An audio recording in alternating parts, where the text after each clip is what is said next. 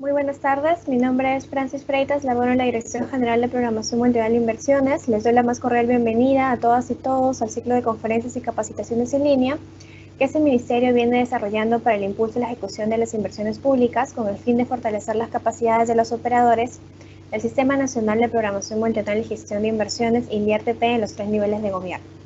Los invitamos a encontrar mayor información en la página de Inversión Pública de la web de este Ministerio. Asimismo, estar atentos a las redes sociales en donde se irá publicando mayor información. El día de hoy la capacitación se titula Proyectos de inversión en el sector salud, principales hitos y problemática recurrente, y tiene como objetivo fortalecer las capacidades de los operadores en la identificación, formulación y evaluación de proyectos de inversión del sector salud. Nos acompañan Rocío Cusco, especialista del sector salud, desarrollo e inclusión social, Epifanio Tarapaqui, jefe de la subunidad de formulación del Programa Nacional de Inversiones en Salud PRONIS, y Paul Valer, especialista en formulación de proyectos de la unidad de preinversión del PRONIS. Esta capacitación se dividirá en dos partes. La primera parte será a cargo de Rocío Cusco de la DGPMI, con los temas de identificación, formulación y evaluación de proyectos de inversión del sector salud, y del PRONIS con casos prácticos, principales hitos y problemática recurrente. Y en la segunda parte tendremos un bloque de preguntas vinculadas a esta capacitación. De antemano les pedimos las disculpas del caso por si se presenta algún problema técnico. Si fuese el caso, nos sugiere esperar unos segundos mientras retorna la conectividad. Bien, sin más preámbulo, damos la bienvenida a Rocío Cusco, especialista de la DGPMI, que iniciará esta capacitación. Adelante, Rocío. Gracias, Francis. Buenas tardes con todos. En esta ocasión vamos a desarrollar aspectos importantes que tienen que ver con la identificación, formulación y evaluación de proyectos que tengan que ver con asociados al sector salud. Siguiente, por favor. Bien, hablemos entonces del diagnóstico. ¿Para qué nos sirve el diagnóstico? ¿Cuál es la importancia de hacer un adecuado diagnóstico? Recordemos que la mayoría de problemas que se presentan durante la ejecución es porque de repente básicamente no se ha hecho un adecuado diagnóstico. Entonces, el diagnóstico nos permite obtener la información necesaria para analizar cuál es el problema, evidenciar indicadores que nos permitan sustentar esa situación negativa que hemos identificado y que afectan a la población, así como también ver de qué manera esta población se seguirá afectando si es que no se soluciona el problema. Entonces, el diagnóstico entonces cumple una función descriptiva, porque nos permite ver cuáles son los indicadores que nos van a finalmente nos van a permitir medir el alcance de esa situación negativa, explicativa, porque vamos a encontrar las causas del problema y eso nos va a servir a la vez para plantear nuestro árbol de problemas. Y también tiene una visión prospectiva porque, como decía, nos va a permitir evaluar, analizar qué consecuencias va a sufrir la población si es que el problema no se soluciona.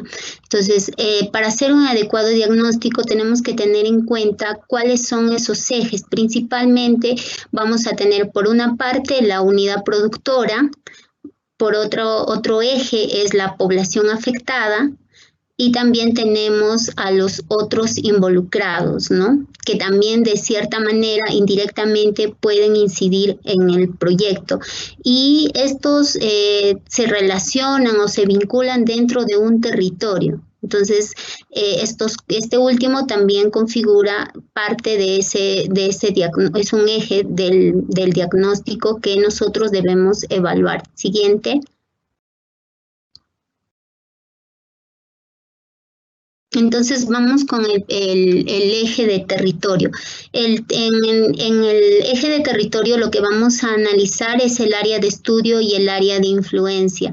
El área de estudio, como recurrentemente se dice, es mayor y en ocasiones puede ser igual al área de influencia. En el área de estudio vamos a encontrar a la unidad productora, a la población afectada, así como también de repente a otros establecimientos servicios donde la población eventualmente o actualmente accede a los servicios de salud. Y el área de influencia es donde se localiza la población que actualmente no recibe, o si tiene acceso, los servicios que recibe no son los adecuados. Ahora, vamos a lo largo de esta exposición desarrollar el ejemplo para el Centro de Salud San Ramón, para que luego de repente ustedes mediante estas diapositivas puedan desarrollar para su lectura, ¿no? Entonces, poniéndonos en el ejemplo del Centro de Salud San Ramón, vemos de que en el cuadrito tiene dos microredes, ¿no? La A y la B. Entonces, en total son 13 establecimientos de salud. De la microred A tenemos 12 establecimientos y de la microred B un establecimiento. Entonces, para este efecto, mi área de estudio es todo el distrito de Fe y Alegría, y coincidentemente, de repente, de los que asisten a la microred A y B, la población también a su vez va a ser la población, también va a pertenecer al área de influencia. Entonces, para nuestro ejemplo, el área de estudio y el área de influencia en este caso va a ser la misma. ¿Cómo uno acota el área de estudio? A veces por aspectos administrativos, porque en salud cada microred tiene un ámbito de competencia establecido hasta cuál es la población que debe atender. Entonces, en ese marco se establecen las microredes, pero también puede darse el caso que haya población que, a pesar de pertenecer a una microred, por temas de accesibilidad no acceden, porque de repente les queda un establecimiento más cercano y que puedan ser y que pertenezca a otra microred o inclusive a otros distritos, ¿no? Entonces, toda esa situación es la que se tiene que analizar en el proyecto. Siguiente, por favor. Previamente, entonces, por ejemplo, en este caso, ¿qué variables son las que tenemos que analizar en el área de influencia y en el área de estudio? Son aspectos referidos a variables geográficas, como puede ser la accesibilidad, los peligros, el clima, la disponibilidad de servicios básicos, pero estos tenemos que analizarlos no de manera en el proyecto como que una información que está ahí como para llenar el contenido del perfil. No es así. Nosotros tenemos que recoger información del territorio, pero que nos permitan a nosotros ver cuál es el contexto en el cual se desarrolla o se prestan los servicios en esa unidad productora. Es decir, ¿por qué analizo la disponibilidad de servicios? Porque también porque lo tengo que enlazar esa variable para ver si es que acaso el establecimiento de salud no cuenta con los servicios.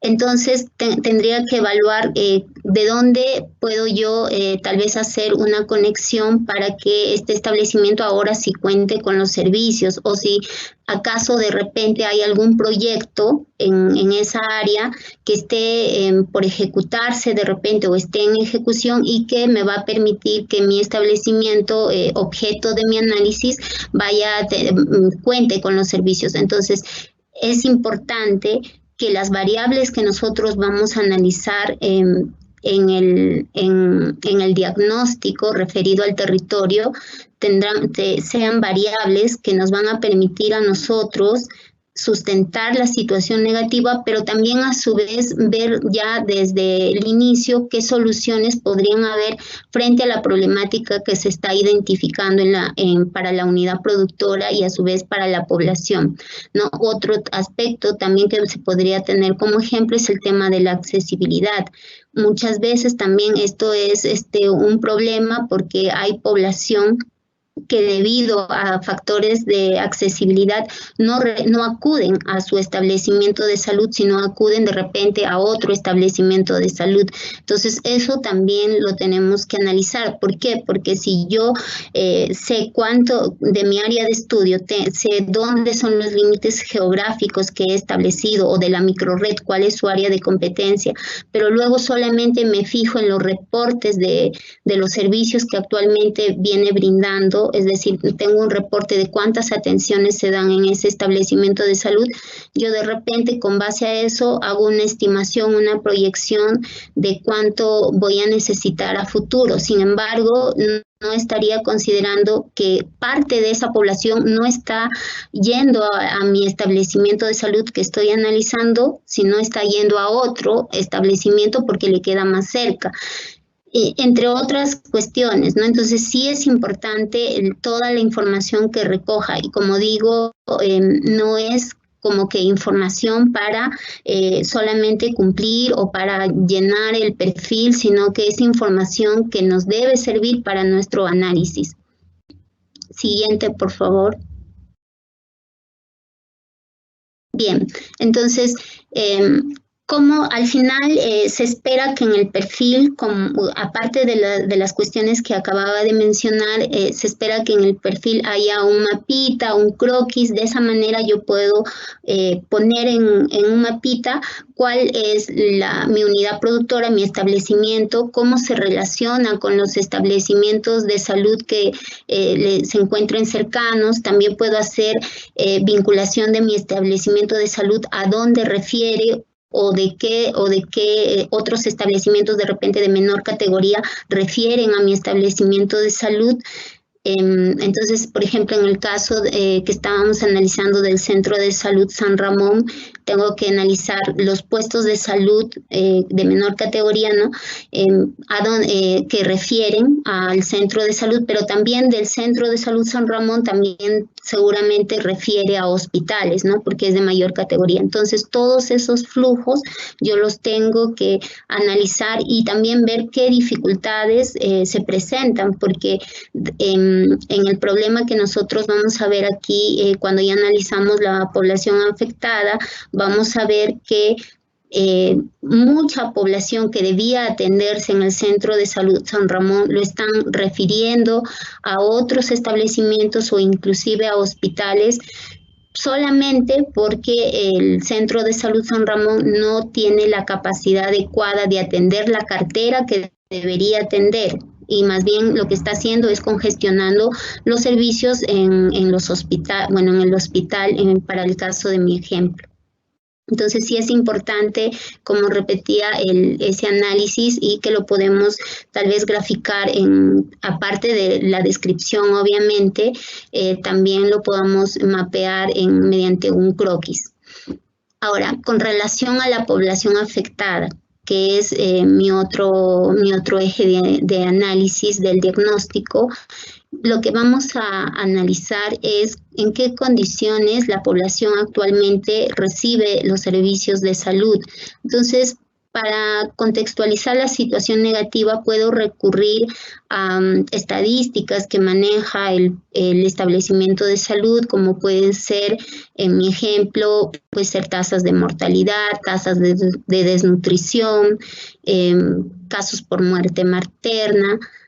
También puedo inclusive hacer una pequeña encuesta, si es que lo amerita. También puedo apoyarme para recoger las percepciones de la población respecto de los servicios que recibe. También es importante, ¿no? Porque de repente pueda darse el caso que cuando le preguntas a la población los horarios en que atienden son adecuados, y de repente pueda ser que ellos tengan de acuerdo, bueno, generalmente en el campo el trabajo es, voy a poner un ejemplo, entre 4 o 5 de la mañana hasta 9, 10 de la mañana, ¿no? Entonces, de ahí para adelante tal vez sí disponen de tiempo, pero si el establecimiento abre de 7 y cierra a las 12, como que hay unos horarios que no están coincidiendo o respetando también o considerando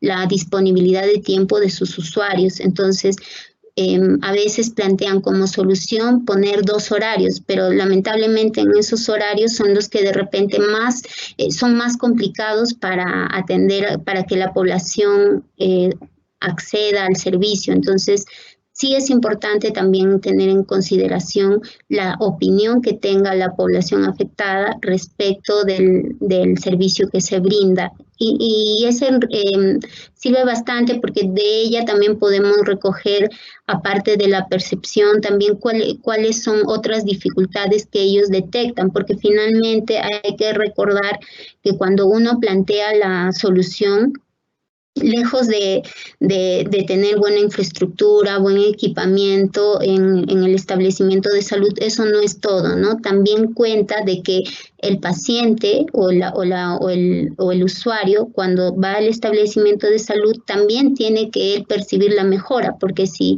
el usuario no percibe la mejora, significa que el problema o al menos no ve un incremento de la calidad en el servicio, significa que seguramente que lo que esperaba la población no se está cumpliendo de cierta manera, ¿no? Siguiente, por favor.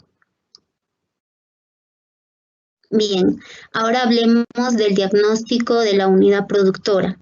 En el diagnóstico de la unidad productora, digamos que es un eje muy importante porque nos va a permitir analizar ya de manera tangible cuáles son esas dificultades que se presentan o que tiene esta unidad productora. Entonces, lo que voy a analizar es las condiciones de la infraestructura, el equipamiento, también el tema de los intangibles, principalmente referido a los recursos humanos, también, por ejemplo, el tema de la accesibilidad que la infraestructura, que la unidad productora tiene, entre otras variables. Pero principalmente en el diagnóstico de la unidad productora lo que vamos a analizar son los procesos de producción. Entonces, como nosotros conocemos, ¿no? En la unidad productora se brinda un servicio, pero para que ese servicio se brinde necesitamos de diversos factores de producción. Entonces, en ese proceso es lo que yo tengo que analizar. Porque si yo no analizo los procesos y, por ejemplo, hago un inventario y digo, la infraestructura está en mal estado, bueno, y las columnas están, digamos, débiles o hay cierto riesgo de peligro que se caiga la infraestructura, bueno, ese es un tema que no es menor, pero es importante. Luego analizo el equipamiento, tanto por ciento es malo, tanto por ciento es regular y ya. Y luego me voy también los recursos humanos no están adecuadamente capacitados. Y sin embargo, lo que nos falta añadir a eso es los procesos de producción, es decir, cómo se brinda el servicio y qué limitantes hay en ese flujo. Porque bien yo puedo poner de repente la infraestructura y el equipamiento nuevo, pero si, por ejemplo, hay un problema en el flujo de atención, en el proceso de atención, entonces no he solucionado nada, por mucha infraestructura nueva que tenga o el equipamiento nuevo, pero si yo no analizo cómo se brindan en conjunto el servicio, entonces lo que estaría poniendo en riesgo es una solución adecuada o integral, si es que se puede decir, ¿no? De esa manera. Entonces, sí es importante analizar los procesos de producción porque de esa manera voy a identificar de manera directa realmente dónde está el problema, independientemente de lo que yo pueda diagnosticar a manera de inventario, como menciono, cuántos equipos tengo, cuántos no tengo. También es importante ver qué dificultades causa que no haya ese equipamiento y que de cierta manera me explica el no tener ese equipamiento de repente disponible, explica que la población esté atendiéndose en otro lugar, como por ejemplo puede ser que mi establecimiento de salud tenga servicios de mamografía. pero sin embargo ese equipo está, digamos, en el momento que el paciente, bueno, que el doctor tenga la consulta y se vaya y le diga, ¿sabe qué? Usted necesita un examen de mamografía y vaya a hacérselo. Entonces, de repente el equipo está mal logrado y es por eso que el poblador o el usuario tenga que ir a otro establecimiento, referirse y que lo refieran a otro establecimiento, perdón, y que con ese resultado regrese otra vez al establecimiento para que el médico, ya una vez interpretados los resultados, le pueda dar un tratamiento si es que amerita.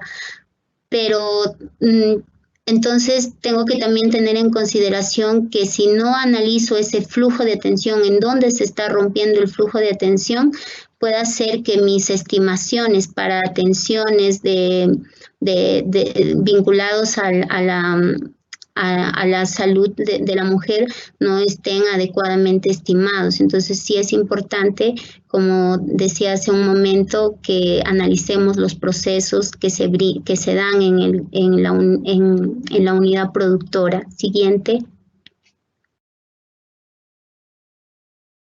Entonces, ¿qué es lo que voy a analizar en síntesis, ¿no? De lo que ya he mencionado? Tengo que analizar cómo ha evolucionado la producción, ¿no? De repente de repente se presentan fluctuaciones o de repente el nivel de producción antes era hasta cierto nivel y ahora noto que ha bajado.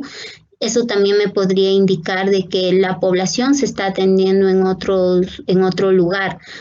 O también puede ser de que vea que el nivel de producción se ha incrementado rápidamente, entonces de repente es porque hay que la población se está enfermando con otras, de manera más o la intensidad de demanda ha crecido, es decir, que la población requiere más atenciones que antes, o porque también la población en el área de influencia se ha incrementado. Esos son los datos que me permiten analizar, los datos que yo podría inferir de esta evolución de la producción. También tengo que analizar las condiciones, la funcionalidad y la vulnerabilidad de la infraestructura que ya había mencionado. También la disponibilidad y el uso del equipamiento, la programación de los recursos humanos, que también es un factor clave, porque a veces uno suele analizar y decir, la población hace colas para atenderse a un establecimiento de salud, sin embargo, puede ser que el problema esté en que los recursos humanos no estén brindando las horas de atención que les corresponde.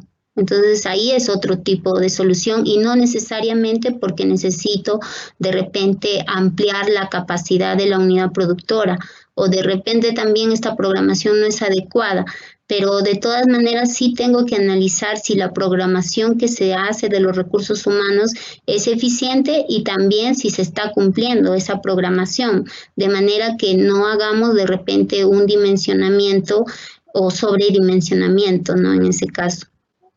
La disponibilidad también de los servicios básicos, las condiciones de accesibilidad, entre otros. Siguiente. Bien, entonces, como se había mencionado en el diagnóstico de la unidad productora, vamos a analizar la parte de infraestructura, equipamiento e intangibles y como ya mencioné, pero además de eso, los vamos a configurar a estos tres en procesos, porque eso es lo que ahora se está pidiendo con mayor fuerza en los perfiles, ¿no? O en los proyectos, inclusive en los diagnósticos que se hace para cualquier nivel de estudio que sea por ficha, sea por perfil o ficha de mediana y baja complejidad, se está pidiendo que se haga el análisis de los procesos y hemos tratado de ser bastante incidentes en ello. Un cambio que tal vez cabe mencionar en la guía que tenemos ahora en el Invierte es que ahora como parte del diagnóstico se está solicitando que se haga la estimación de la oferta actual, la proyección y también se analice las posibilidades de optimización.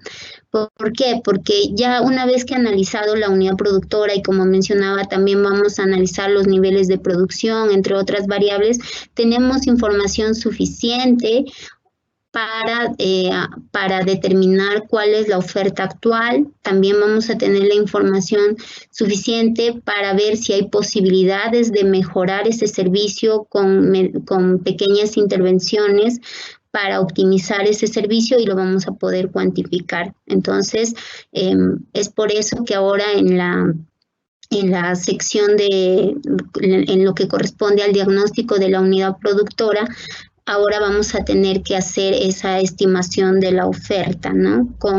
Sin proyecto. Siguiente, por favor.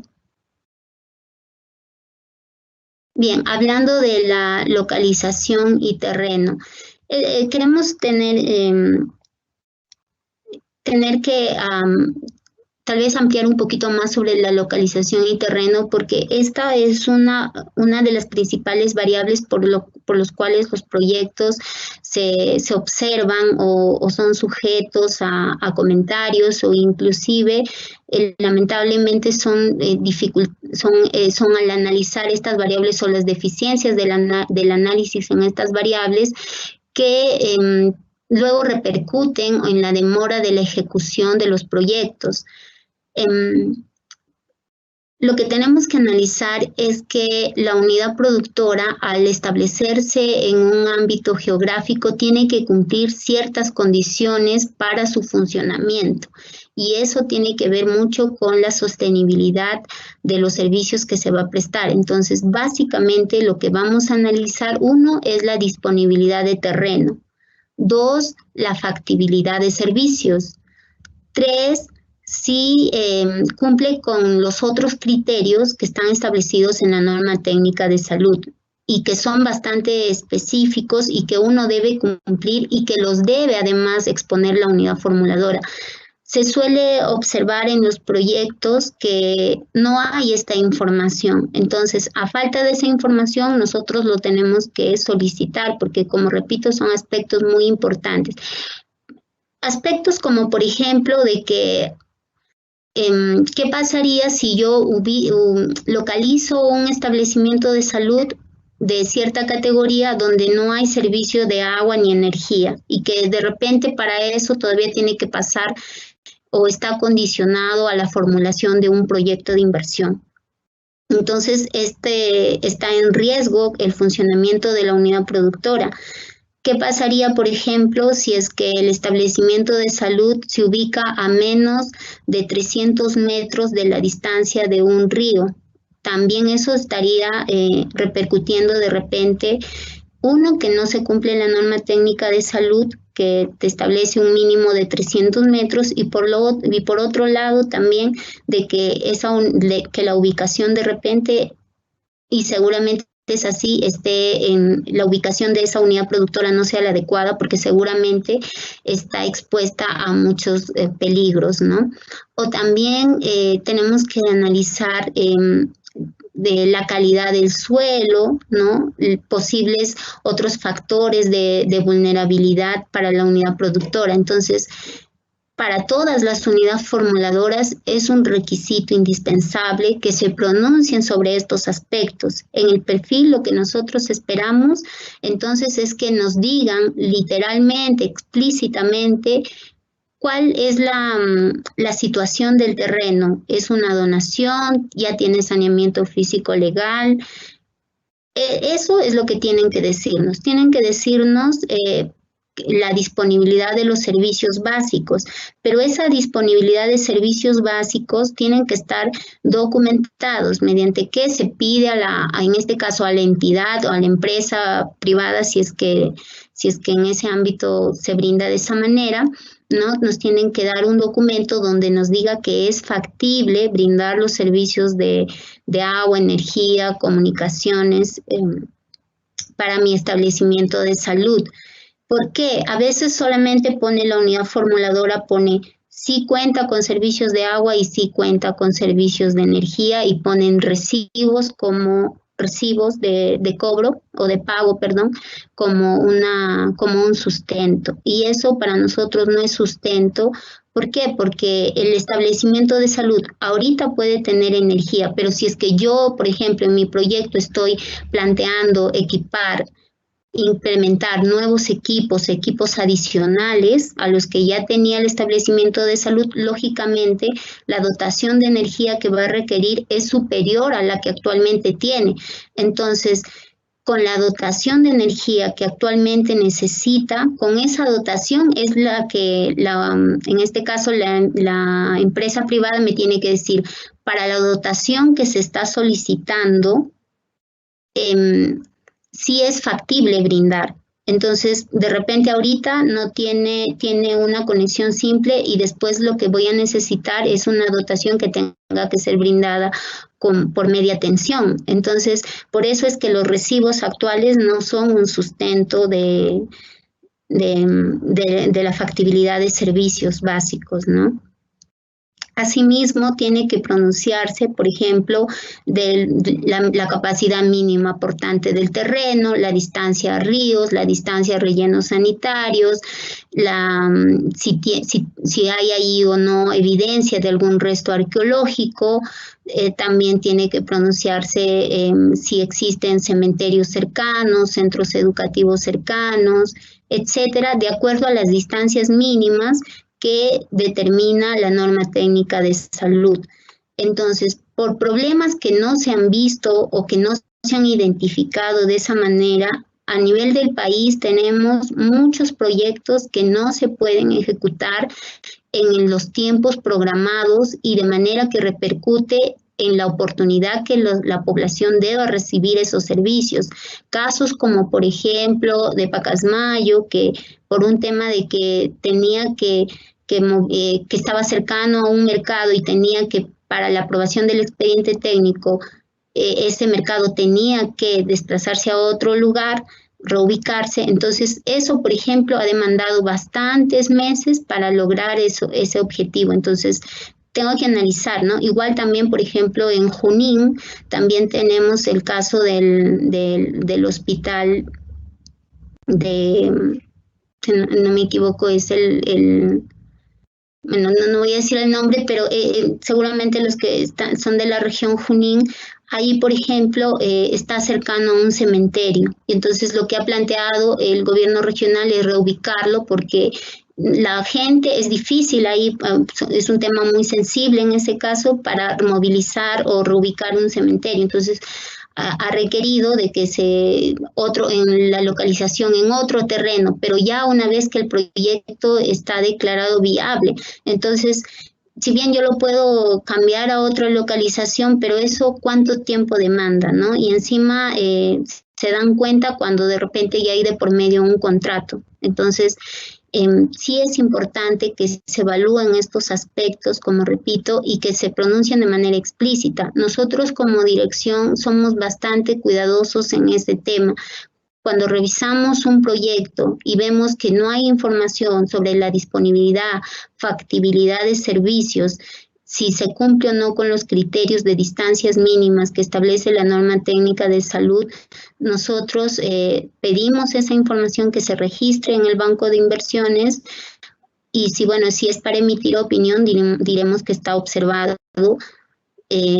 porque no contiene esa información mínima, ¿no? Siguiente.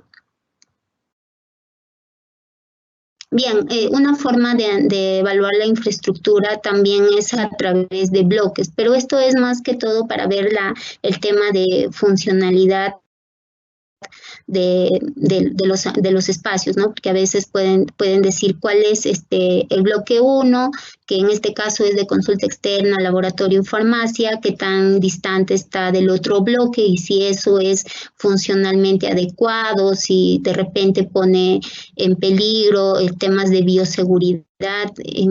entre otras cuestiones, ¿no? Me sirve de cierta manera tenerlo así para analizar, o inclusive decir del bloque A, de repente solamente una parte voy a intervenir el bloque A y el bloque C lo voy a demoler para construir un nuevo bloque. Bueno, eso ya es parte de la descripción y del análisis que se haga. Siguiente. En el diagnóstico de equipamiento, una manera recurrente de hacer el análisis es indicar cuál es el estado de conservación, también clasificarlo si puede ser recuperable o no recuperable. También hacen un análisis según la familia de equipos, que es también una clasificación que se suele hacer, ¿no? Como equipamiento biomédico, el mobiliario administrativo, tema de vehículos, equipo mecánico o electromecánico, entre otros. Entonces, también hacen esa clasificación y que de cierta manera nos ayuda a tener un orden al momento de hacer los costos. Pero como ya había mencionado desde un inicio, no solamente es decir está en estado bueno, malo, regular, sino también ver si la cantidad de equipos corresponde o es la cantidad suficiente que determina la norma técnica de salud. También si estos reciben el mantenimiento en la oportunidad y en la frecuencia adecuados, también si todos los equipos están siendo usados, la intensidad de uso, entre otros aspectos que nos va a permitir también, como decía, en el análisis de proceso, ver qué dificultades hay respecto o cómo incide el equipamiento en el problema de la prestación del servicio de salud para que este no sea adecuado. Siguiente, por favor. En el diagnóstico de los intangibles, que es una digamos, parte de la unidad productora, ¿no? En la guía ustedes van a encontrar a qué nos referimos con intangibles, y ustedes van a encontrar que nos referimos a la capacidad humana, a la capacidad organizacional, al activo digital y al conocimiento. Entonces, ya había dicho que la capacidad humana, lo que analizamos son el tema de la programación de los recursos humanos, por sus condiciones de contrato, y también es interesante saber cuáles son las expectativas o también las dificultades que los recursos humanos han encontrado o tienen para prestar el servicio de salud. Es importante porque eso también nos va a ayudar de cierta manera a constatar cuáles son las limitantes y también a identificar de mejor manera el problema central y qué posibles alternativas de solución yo podría plantear, ¿no? En la capacidad organizacional ya nos referimos a los procesos, metodologías, protocolos que siguen en cada establecimiento de salud y que para el caso de estos proyectos, ¿no? Para el sector salud, cada servicio ya está establecido cuál es el proceso de atención, en relación también con los protocolos de atención, en qué casos se refiere, en qué casos no se refiere.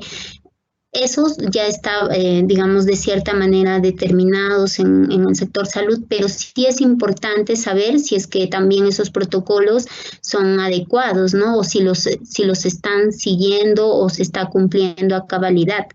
En tema de activo digital, lo que vamos a ver es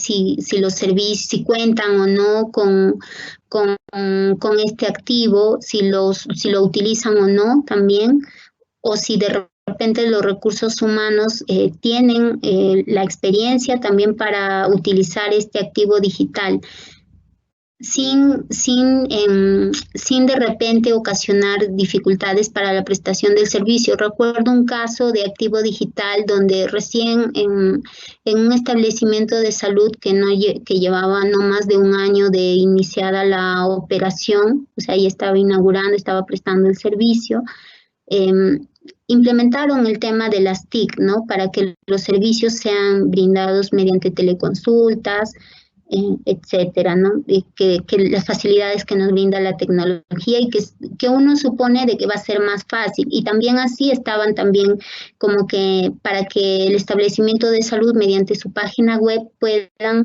acceder los usuarios y programar sus citas. Sin embargo, eso funcionó creo como 4 meses y luego ya no lo utilizaron. Entonces, a la pregunta de ¿por qué no utilizas? Uno, porque de repente el usuario no necesariamente prefiere ir al establecimiento que hacer de repente o no tiene la costumbre tal vez de hacer sus citas de manera, se puede decir por internet o de manera digital, ¿no? Y también hay médicos también que prefieren atenderlos de manera presencial a sus pacientes. Entonces, todos esos aspectos de cierta manera también tenemos que evaluar a la hora de proponer una solución respecto del activo digital, ¿no? En temas de conocimiento, aquí lo que vamos a analizar son aspectos de cómo los procesos de producción están mejorados o pueden ser mejorados mediante la investigación científica. Siguiente, por favor. Bien, ahora entramos a la sección de formulación. Me he sido un poco amplia de repente en el tema de diagnóstico porque, como decía al inicio, son de las dificultades de no hacer un adecuado diagnóstico es que se presentan la mayoría de problemas, ¿no? Entonces, ahora vamos a abordar los aspectos principales sobre la formulación. Bien, en la formulación, principalmente lo que vamos a establecer es el estudio de demanda que me va a permitir hacer esa proyección de saber qué cantidad de servicios y qué servicios se requieren en la localidad en este caso en el área de influencia, ¿no? Para que esa población reciba adecuadamente los servicios que debe recibir. Digo debe porque en el establecimiento de salud no todo, de acuerdo a las categorías es que se atienden, ¿no? Por ejemplo, si es un centro de salud, tiene cierta cartera, pero solamente en esa cartera es la que se tendría que centrar, porque si de repente la población requiera de otras atenciones, eso ya de repente a través del centro de salud le hacen la referencia a un hospital si es que no es posible o no se atiende en esa cartera. Siguiente, por favor. Bien, primero respecto al horizonte de evaluación.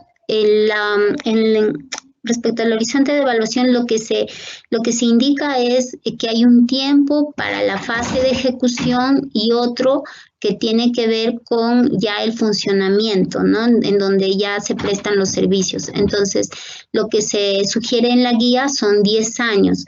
Si en caso la unidad formuladora quisiera establecer digamos, una cantidad distinta, eso lo tiene que consultar con la OPMI del sector. No sé si, por ejemplo, dice, para este establecimiento, bueno, para este hospital no voy a manejar un flujo de 10 años, sino de repente de 15, de 18 años. Entonces, eso la unidad formuladora lo tiene que comunicar a la OPMI para que evalúen si es que en ese caso sí amerita, pero en general lo que se recomienda son 10 años, ¿no? Y ya la fase de ejecución, eso ya lo determina sí la unidad formuladora, porque eso es en función al cronograma que está manejando.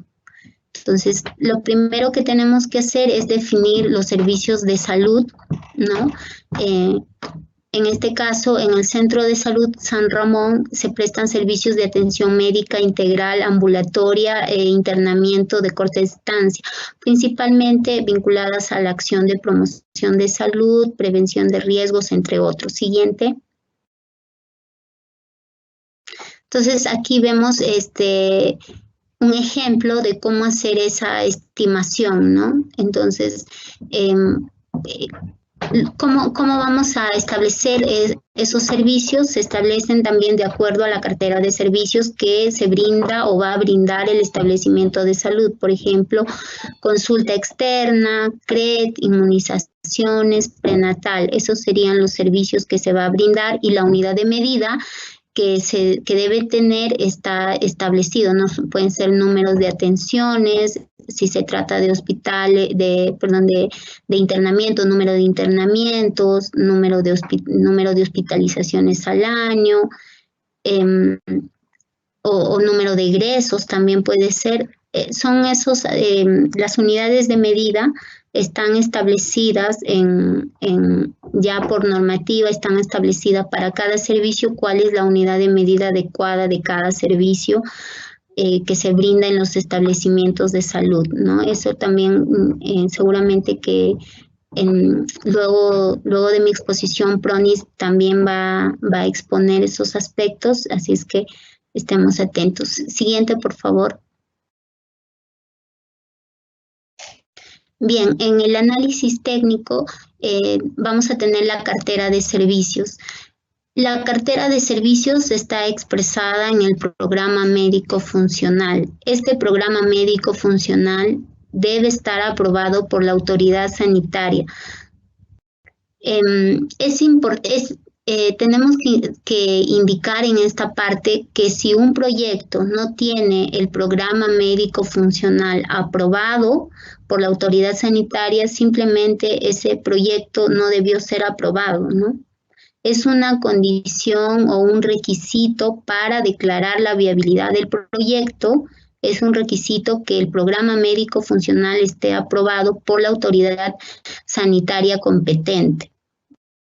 ¿Y por qué? Porque ¿de dónde viene el programa médico funcional? Cuando uno hace la estimación o el estudio de mercado y ve cuál es la demanda de los servicios, a partir de la demanda de los servicios, yo voy a establecer qué servicio se va a brindar y qué cantidad. Entonces, a partir de ahí ya voy a tener un esbozo.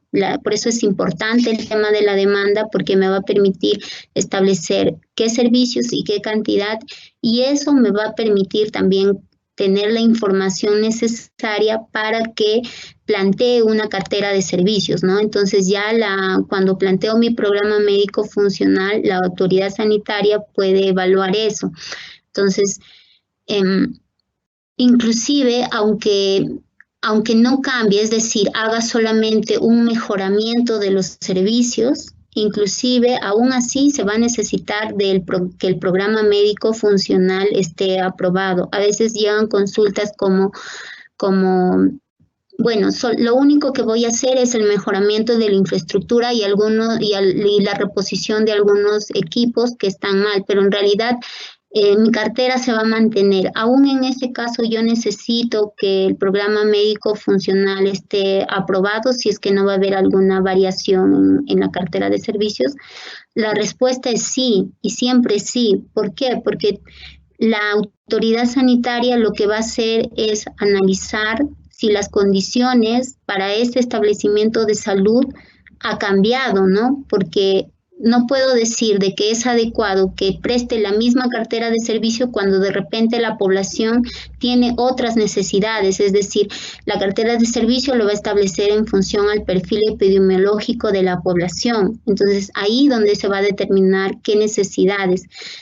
Inclusive, de repente, no es adecuado que mantenga esa cartera, porque de repente es necesario que incluya ya ahora, proyectándome para el futuro, para los siguientes 10 años, que la población reciba en este establecimiento servicios adicionales que actualmente no se prestan.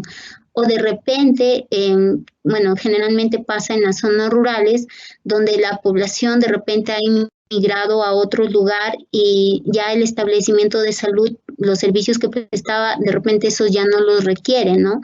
O la población está atendiéndose en otro lugar y esa es una condición que de repente va a ser de largo plazo y no va a cambiar. Entonces, ahí de repente tendría que reducir algunos servicios o por temas de gestión de las mismas direzas, ¿no? A veces dicen, bueno, acá en este territorio ya hay 5 o 6 establecimientos de nivel 1-1, entonces de repente aquí por las condiciones o la cantidad de población y el perfil epidemiológico, aquí amerita un establecimiento de categoría 1-4, o este establecimiento que ahora es de 1-2, no, debería ser ahora un centro de salud.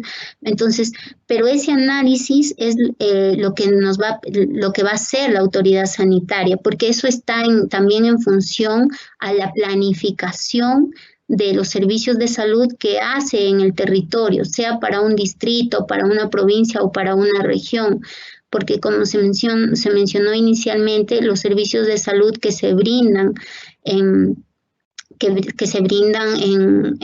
el Perú se manejan a través de redes, entonces un establecimiento nunca funciona de manera independiente, siempre funciona de manera interdependiente con otros establecimientos de mayor o menor categoría. Entonces, por eso es importante revalidar, ver si es que la cartera de servicios está adecuadamente formulada y en síntesis, si el programa médico funcional que está proponiendo, que es el que contiene la propuesta técnica, que digamos es de cierta manera que nos da el alcance, el dimensionamiento del proyecto, es adecuado o no. Y eso quien lo va a determinar es la autoridad sanitaria. Bien, entonces ya como una vez que se aprueba el programa médico funcional, ya digamos que es un tema de la estimación de ambientes, eso se hace a través de los valores referenciales que se tiene para la producción optimizada de los servicios de salud y que bueno, aquí se presenta que está en la directiva administrativa número 199, ¿no? del Ministerio de Salud. Ya hemos hablado bastante sobre el tema de localización, sobre ver si cumple o no las características o los criterios de selección que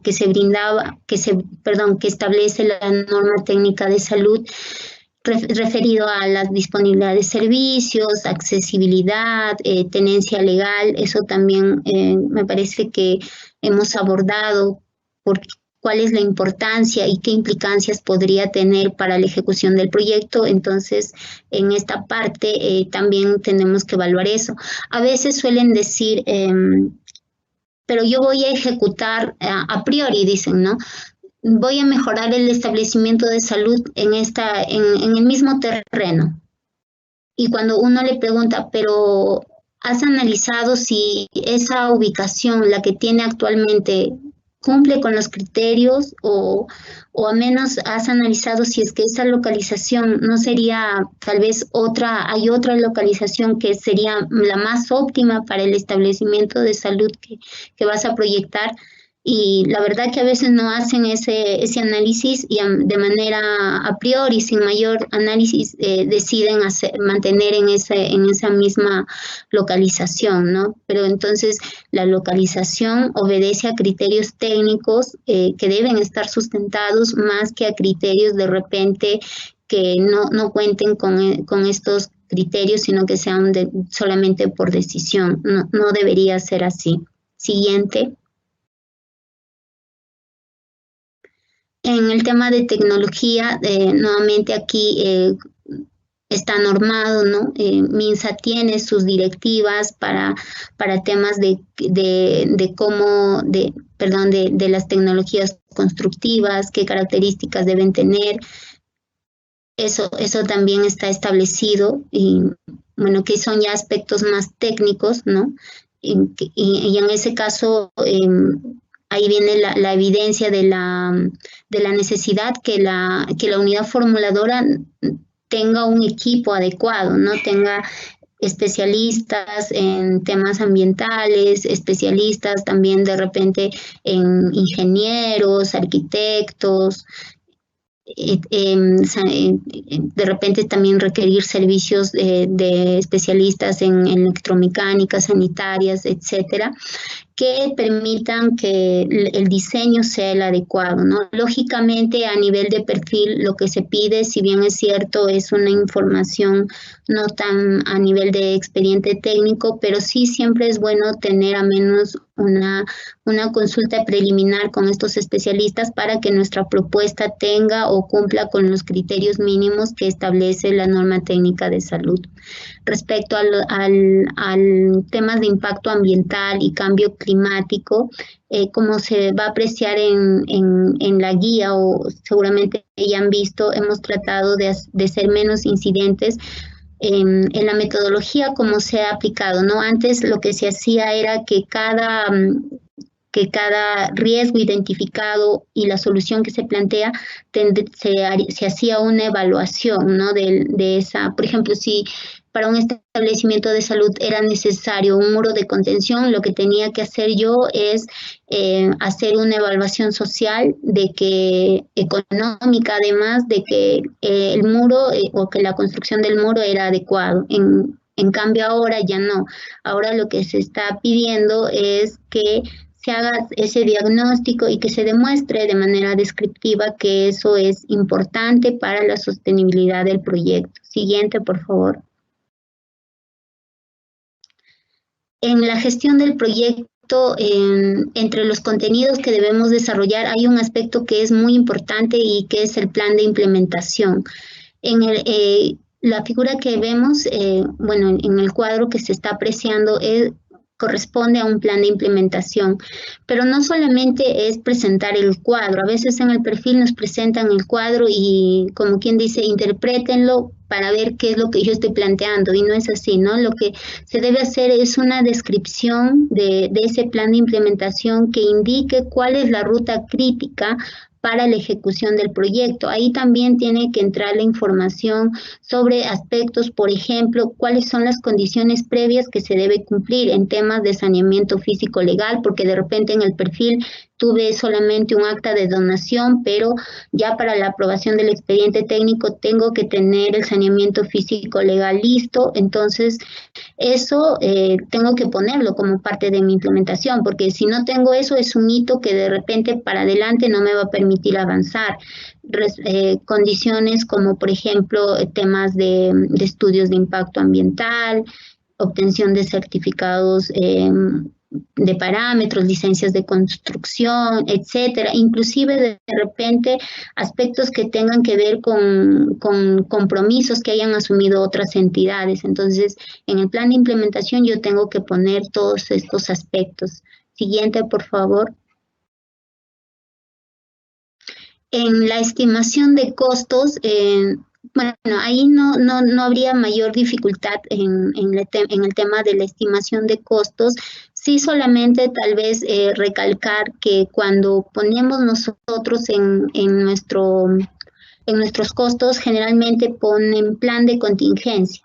El plan de contingencia no se pone como un requerimiento. El plan de contingencia, cuando los servicios existen, ¿no? Yo digo, voy a construir en el mismo terreno, pero como voy a estar construyendo en el mismo terreno, mientras que construya voy a necesitar que se sigan brindando los servicios. Entonces, para eso propongo un plan de contingencia y lo que se suele hacer es buscar un terreno aledaño o de repente si el terreno es amplio, ahí mismo puedo plantear la construcción de una infraestructura, puede ser temporal, para que ahí se brinden los servicios. Entonces, sin embargo, esa no es la única solución, ¿no? También pueden hacerse arreglos con otras instituciones o plantear también el alquiler de repente en ambientes que ya existan.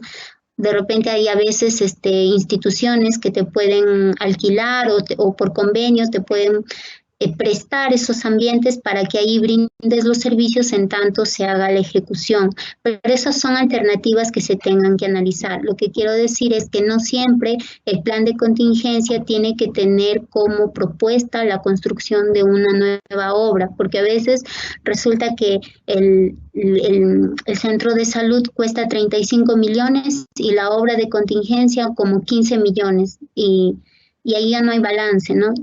Por eso es importante también coordinar con la autoridad sanitaria de qué manera puedo brindar, de repente que me planteen alternativas, de otras alternativas que no sean necesariamente la construcción de una nueva obra. Y por eso es que también el plan de contingencia, la solución que yo planteé dentro del plan de contingencia también debe estar sustentada. Siguiente, por favor.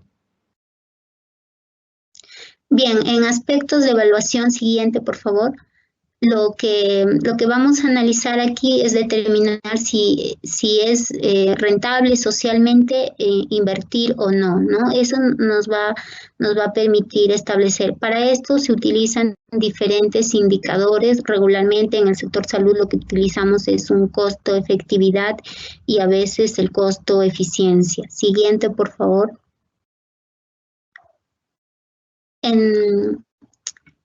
Entonces, en los beneficios, cuando yo hago ya la estimación de los indicadores de rentabilidad social, aquí tal vez una limitante que tenemos es que no tenemos una línea de corte. En la línea de corte, o sea, cuando yo establezco un costo-efectividad, por ejemplo, que el número de atenciones cuando divido con el costo actual, no debería pasar de cierto límite, ¿no? A eso yo le llamo una línea de corte, pero en salud no tenemos. Entonces, lo que ahorita se hace es solamente sacar ese indicador y decir, bueno, con la cantidad de inversión que se está haciendo, tantas atenciones se va a brindar y eso es todo, ¿no? Eso es todavía algo que está pendiente por desarrollar para el sector salud, pero que eso no implica que no se haga, ¿no? Tenemos que hacerlo. El costo-beneficio son pocos o muy pocos los proyectos que hacen este análisis, porque para temas de salud es difícil valorar, ¿no? los beneficios que, bueno, en este caso, monetizar o cuantificar de manera con indicadores o con variables cuantitativas los beneficios que va a recibir, porque en realidad son beneficios regularmente cualitativos, ¿no? Siguiente, por favor. En el análisis de sostenibilidad, aquí lo que tenemos que analizar es el tema, principalmente los arreglos institucionales que van a dar pie a que el proyecto sea sostenible en la fase de funcionamiento, ¿no? Por ejemplo, un arreglo institucional que a veces hacen es el tema de que la dotación de la energía, quién va a asumir esos costos, o a veces también hacen temas de disponibilidad de acceso, a veces hay compromisos que asumen las entidades para decir, sí, constrúyelo en esa localización porque de acá, o por muy tardar un año, yo voy a construir ahí una vía. Y entonces ya con eso lo declaran viable. Pero si al final ya pasaron 5 años y nunca está la vía, entonces lo que causa esa unidad productora es un problema de accesibilidad, porque la población no va a poder acceder adecuadamente a esa ubicación donde está ahora la unidad productora, ¿no? Entonces, son esos criterios y tal vez el más importante es la disponibilidad de los recursos para la operación y mantenimiento. Ahí es donde regularmente la autoridad sanitaria emite un compromiso donde indica que va a asumir los costos de operación y mantenimiento, pero ahí tal vez hacer una recomendación que, si bien es cierto, ponen sus compromisos, pero también tienen que indicar de qué cantidad están hablando, ¿no? Porque no es lo mismo asumir por unos cuantos soles que por millones. Entonces, es una recomendación que damos regularmente. En los compromisos debe estar ahí también la proyección de los costos de operación y mantenimiento incrementales que la autoridad sanitaria deba asumir para operar y mantener el establecimiento de salud. Esos son tal vez los aspectos más importantes del análisis de sostenibilidad, aparte del tema de la disponibilidad de terrenos, de evaluar también los efectos que podrían tener para el cambio climático, que para efectos de los servicios de salud no son digamos, no son tan incidentes como sí para otros proyectos que tengan que ver con recuperación de ecosistemas, también con proyectos que tengan que ver con saneamiento, ¿no? Por eso es que tal vez ahí en los proyectos no se adentra tanto, no se hace un análisis tan profundo, pero eso no implica que no se haga. Sí. Bueno, hasta aquí mi participación. Muchas gracias, Francis. Muchas gracias, Rocío, por la exposición brindada. Para continuar con la capacitación, damos la bienvenida a Epifanio Tarapaqui, jefe de la subunidad de formulación del Programa Nacional de Inversiones en Salud PRONIS. Adelante, Epifanio. Buenas tardes. Gracias, Rocío y Francis. Bueno, les habla Epifanio Tarapaqui, responsable de la subunidad de formulación del PRONIS. Y bueno, quería comentarles que hemos tratado de hacer una síntesis de mucha de la casuística que hemos podido ver de los proyectos que durante todos estos años nosotros hemos estado formulando, y muchas de las consultas también que han llegado a nosotros de proyectos que fueron formulados por los gobiernos regionales y los gobiernos locales. Miren, para ser breve, les comento, como les mencioné, problemas así típicos, ¿no?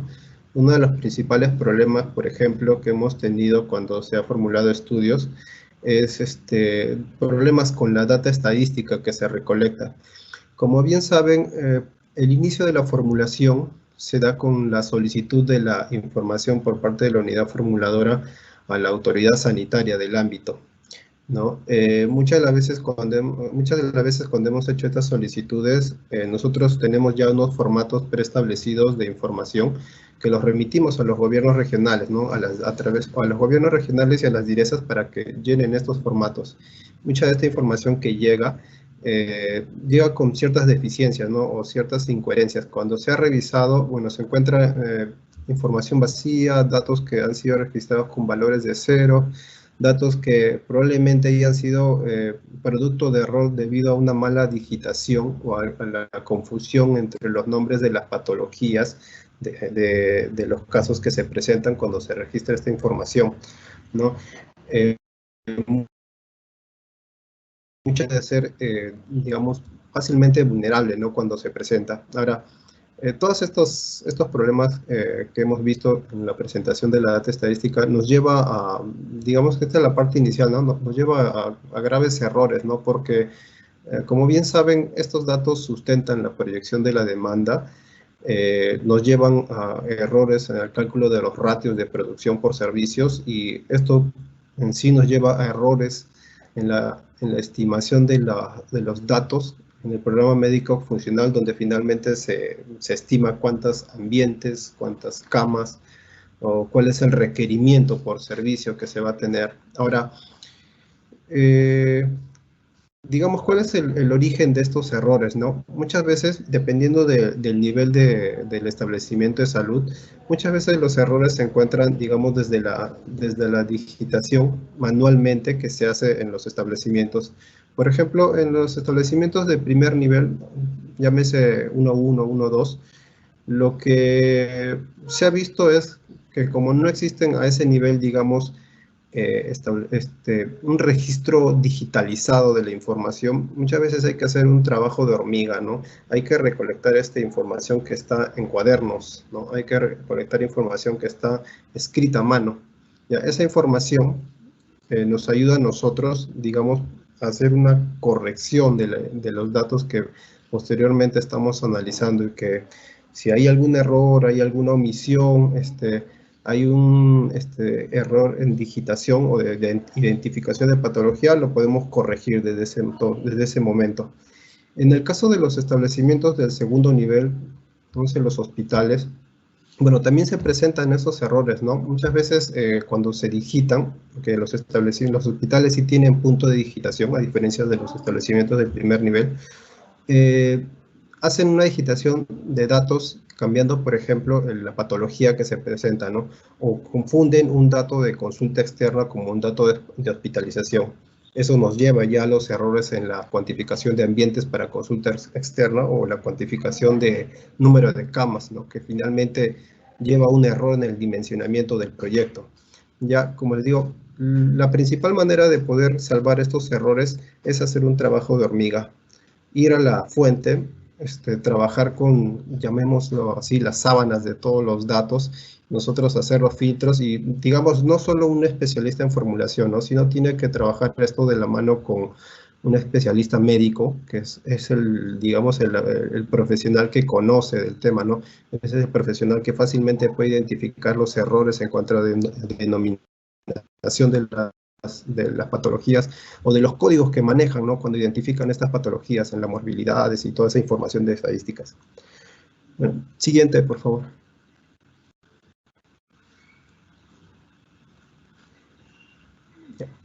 Otro problema recurrente que se ha visto es un poco en el tema de las diferencias cuando uno elabora ya el expediente técnico en comparación con los costos que se han determinado a nivel de preinversión. Ahora, ¿qué es lo que ocurre, no?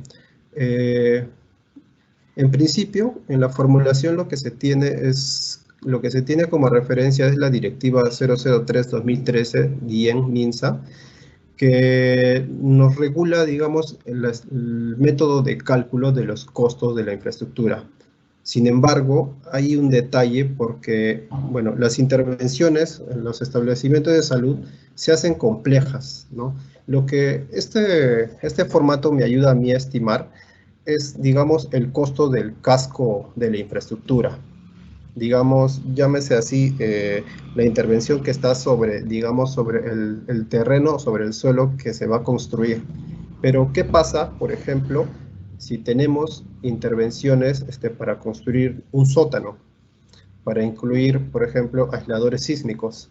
Ahora, la norma de infraestructura, el Reglamento Nacional de Edificaciones ya está solicitando de manera obligatoria que los establecimientos de salud del segundo nivel, y dependiendo de las zonas también, tengan obligatoriamente aisladores sísmicos. Ya, detalles como estos no están considerados en el formato llamado tablas dinámicas de la directiva de la DGIEM. ¿Ya? ¿Y cómo hacemos para poder nosotros acercarnos o aproximarnos a estos costos? Lo que aquí en realidad se estila, o la manera en la que hemos venido trabajando, es hacer un desarrollo complementario a la tabla dinámica. Estimamos de manera puntual el costo del casco y adicionalmente a eso hay que trabajar el tema de especialidades, ¿no? Porque la infraestructura hospitalaria, aparte del casco principal, tiene en sus alrededores obras complementarias. Por ejemplo, hay que diseñar sistemas de evacuación de agua pluvial, hay que ponerle cercos perimétricos, muros de contención, ya lo había mencionado, hay que poner aisladores sísmicos y toda una serie de intervenciones que no están consideradas en esta tabla.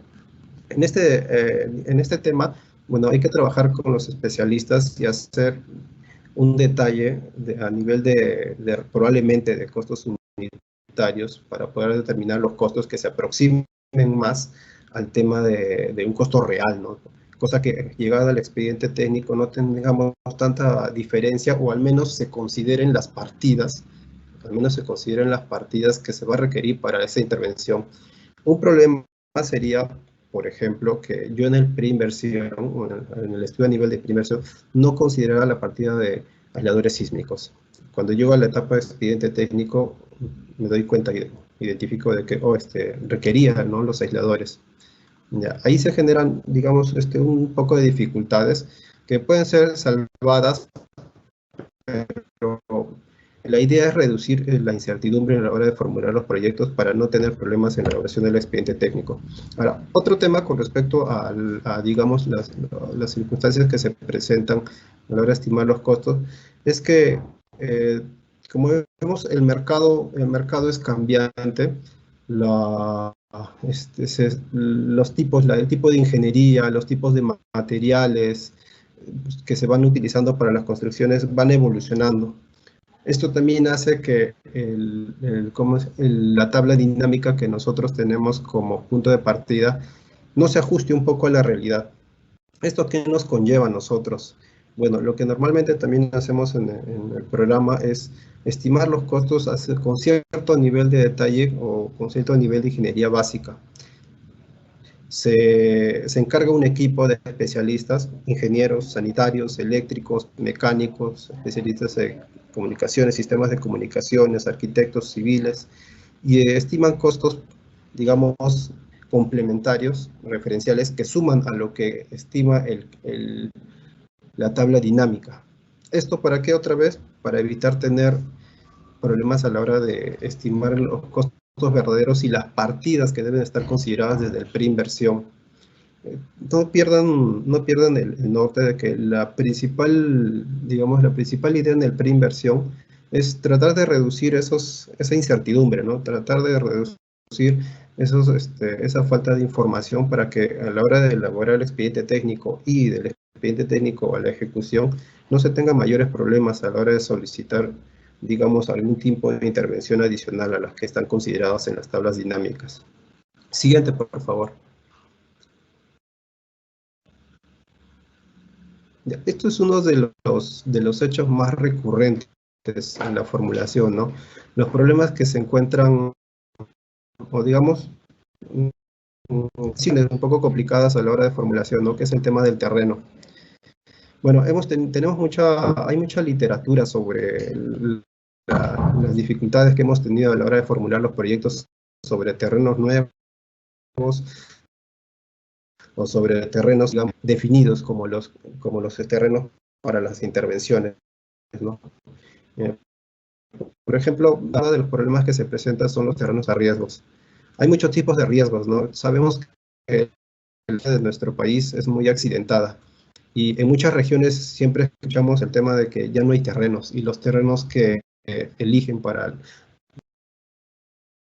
construir un establecimiento son terrenos que están expuestos a ciertas condiciones de riesgo, ¿no? Que están cerca a un río, que están cerca a una ladera, terrenos que están terrenos que están expuestas a zonas de inundación por desborde de río o inundación por lluvias. Ya. Ahora, ante esta situación, ¿qué es lo que se recomienda, no? ¿Qué es lo que hacemos nosotros? No, es necesario trabajar con las especialidades, ¿no? Nosotros aquí lo que hacemos más es un tema de consulta de la expertise de los ingenieros, ¿no? Para que dentro de la propuesta de inversión se consideren algunas medidas de mitigación que reduzcan a lo mínimo posible esta exposición, o reduzcan a lo mínimo estos riesgos que atentan, ¿no?, contra la integridad de la infraestructura. Ahora, por ejemplo, en la imagen se puede observar, una imagen tomada de un dron, en la que ubicamos en la parte más alejada el hospital. Si no recuerdo, un cementerio y 850 metros, una laguna de oxidación. Ahora, ¿qué es lo que te dice la norma? La norma te dice que un establecimiento de salud no puede estar ubicado a menos de 300 metros de un cementerio. 300 metros. Ahora, pero ¿qué ocurre con la laguna de oxidación? La laguna de oxidación, como les mencioné, estaba a 850 metros de la ubicación de los límites del lindero del hospital. ¿Qué ocurría? La norma te dice que un establecimiento de salud no puede estar ubicado a una distancia menor de 1000 metros en esta situación. A ver, este establecimiento, que es una región del norte, ya tenía construido 100 años. Ya era, por así decirlo, prácticamente imposible moverlos de ubicación con el planteamiento de mover la ubicación a la laguna de oxidación. Lo que se hizo en este caso fue, en este caso los ingenieros especialistas en riesgos, necesitamos cuantitativo. Se estudió, por ejemplo, en estos casos la dirección predominante de los vientos, para ver si los malos olores llegaban a la dirección del viento, de los vientos predominantes. Ahora, hay otro tema de filtración de los lixiviados, ¿no? Por la parte, por el subterráneo, que podía llegar a, digamos, a la parte inferior del hospital. Bueno, en este caso también se tuvo la suerte de que había una diferencia de niveles, encontrándose el hospital en una parte superior y la laguna de oxidación en una parte inferior. Ahora, estas opiniones que fueron vertidas por los especialistas nos ayudaron a nosotros a poder justificar que la intervención se tenía que hacer en ese terreno, dado que, bueno, ya no existía un terreno dentro del casco urbano y ubicarlo en las afueras del casco ya era, bueno, no era una alternativa en ese momento. ¿Ya?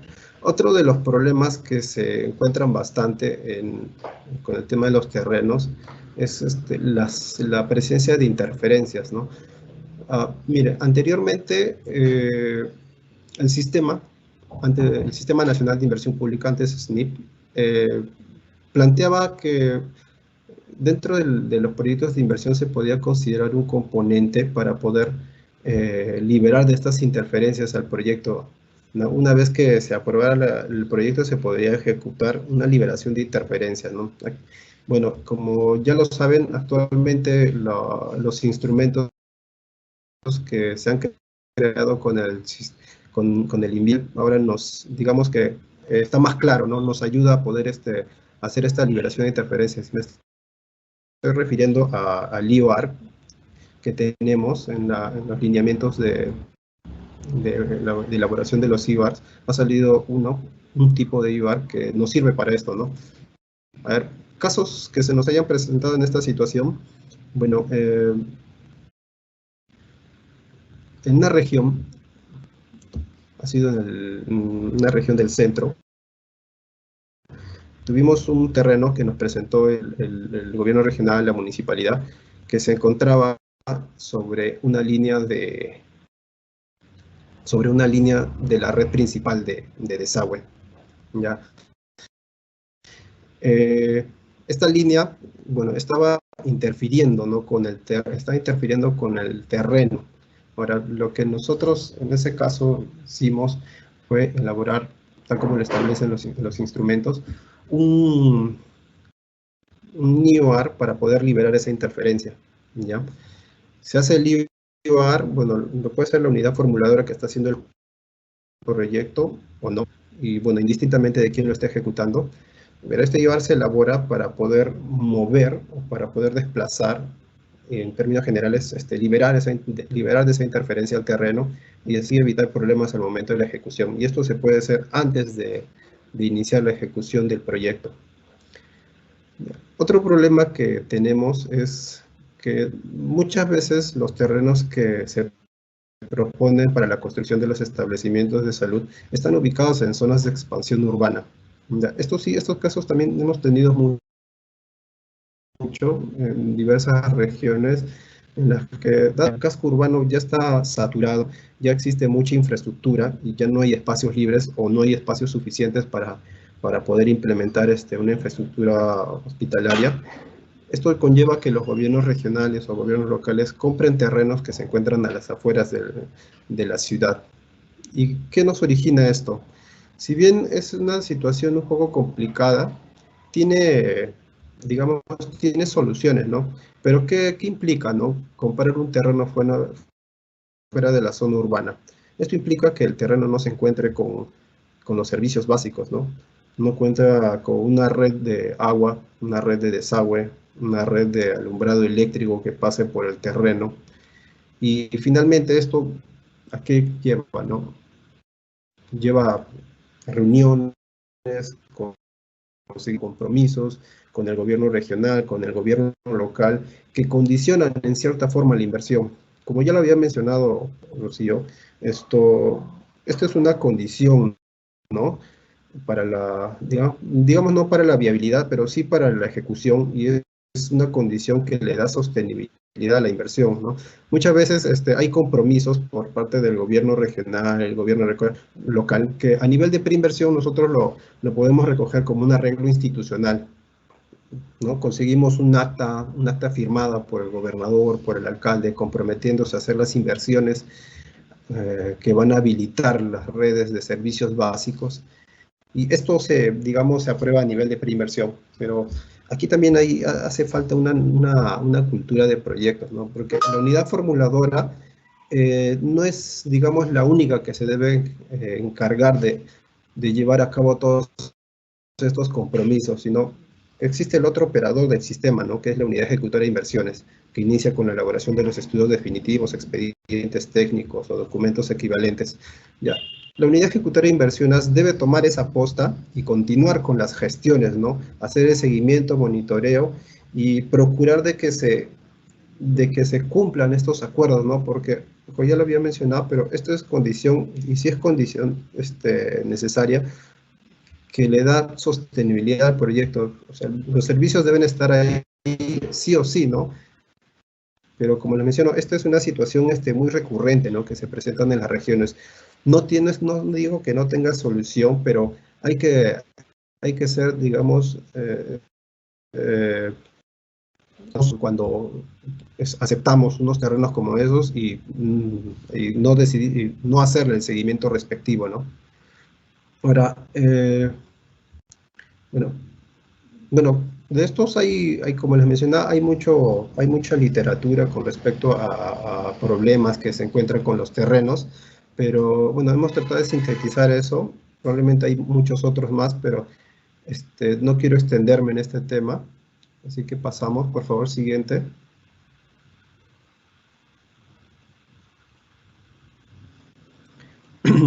Ya. Este es otro tema, ¿no? Que ha sido motivo de consulta muchas veces, ¿no? Sabemos que anteriormente, cuando estaba el Sistema Nacional de Inversión Pública, existían los contenidos mínimos específicos, los llamados M12, ¿no? Que, bueno, fueron elaborados, ¿no? Para una situación específica, que eran los establecimientos de salud estratégicos, que en ese entonces fueron aprobados en el 2014, 2013, ¿no? Donde salieron los listados de todos los establecimientos de salud estratégicos a nivel nacional. Ahora, estos contenidos mínimos específicos, si bien eran una gran ayuda porque tenían una estructura muy bien ordenada de los contenidos de los proyectos, también era muy rigurosa y estricta, ¿no? Con respecto a los contenidos de los proyectos. Ahora, las consultas que han venido, actualmente no tenemos un CM2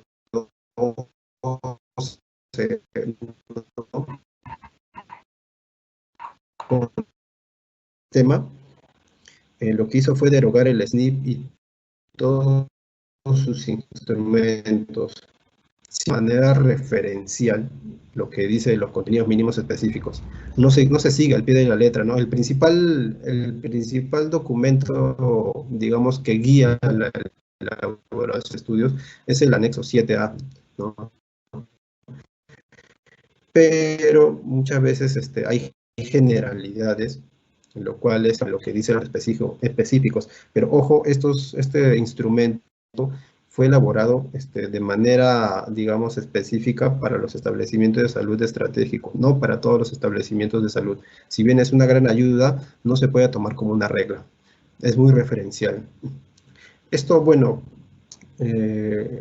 lleva mucho también a confusión, ¿no?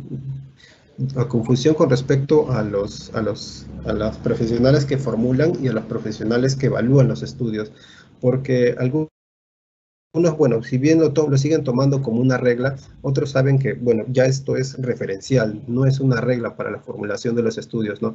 Lo que hay que procurar, y esto es tanto para formuladores y los que se encargan de la revisión, evaluación de los estudios, lo que hay que procurar es llevar un consenso para reducir al mínimo la incertidumbre en la formulación de los estudios. Lo que se procura en los estudios de preinversión, no olvidar este tema, es principalmente justificar la existencia de un problema que requiere una inversión.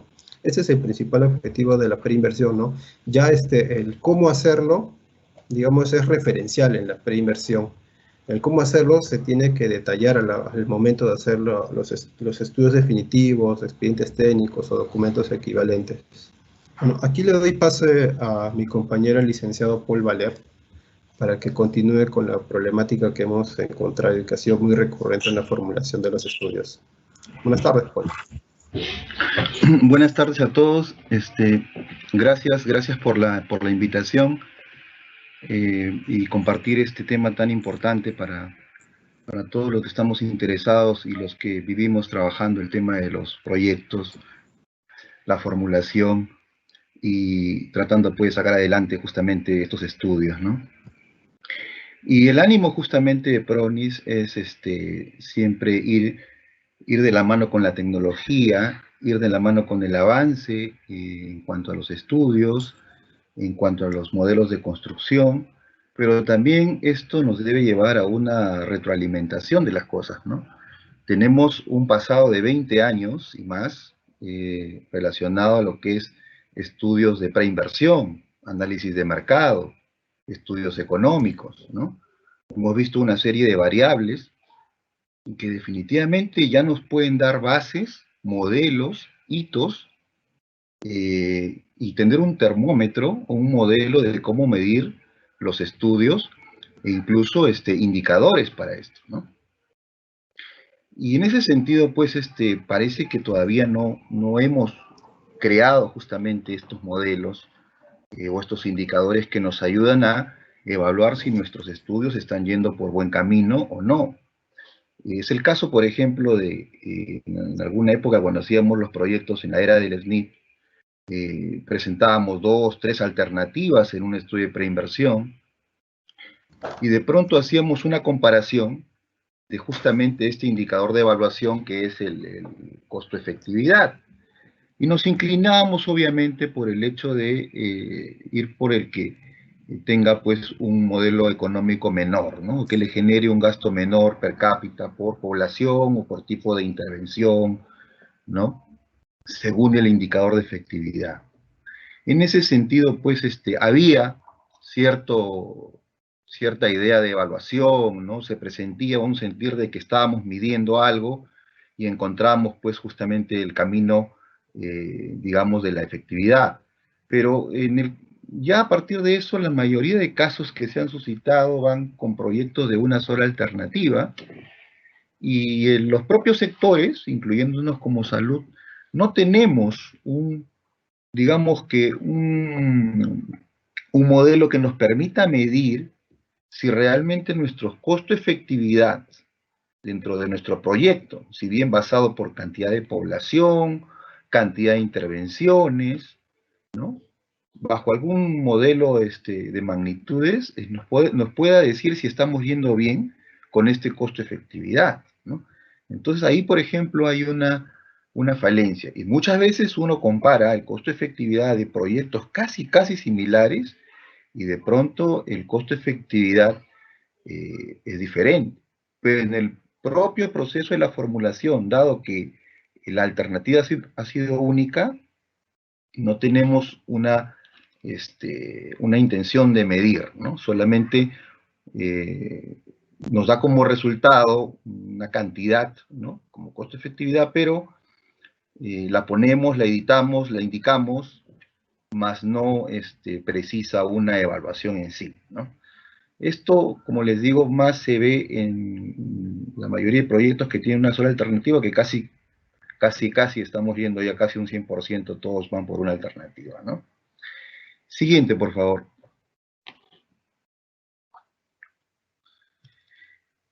Otro tema importante que vemos es justamente, nuevamente yendo a que hay muchas cosas que de repente ya nos deben ayudar, todo ese pasado, todo ese legado de 20 años de trabajo, en donde ya prácticamente las cosas están dichas. Nosotros ya incluso a nivel de todos los sectores podemos ver en sus programas médicos, sus programas multianuales de inversiones, cuáles son los indicadores relevantes de brechas.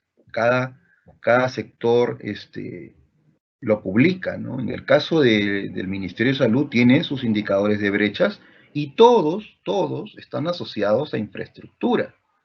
Muchos se preguntan, ¿por qué infraestructura? ¿Por qué no esa población atendida?